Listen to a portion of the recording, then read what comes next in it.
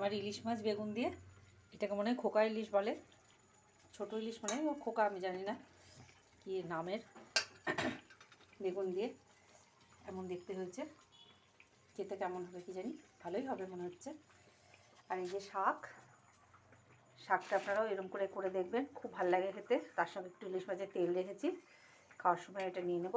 আর এই পুঁই শাক, ম্যাঙ্গোর খাবার রেডি, আমাদেরও খাবার রেডি। আর হচ্ছে পেঁয়াজকলি ভাজা, এই যে এর মধ্যে পেঁয়াজকলি আলু ভাজা, এটা আমাদের সবার খুব পছন্দ। এই আমার মাছের একটু কম কম, বেশি ঝোল করিনি, বেশি ঝোল করলে অত স্বাদ হবে না। আর বেশি মশলাও দিইনি, সর্ষে বাটা দিইনি আজকে, যেহেতু ভেজে ঝোল করেছি তো এটাকে আমি একটু জিরে গুঁড়ো দিয়ে দিই, কাঁচা লঙ্কা, কালো জিরে ফোড়ন আর জিরে গুঁড়ো, ব্যাস। কার কার ভালো লাগে কমেন্ট করে জানাবেন। ভালো থাকবেন।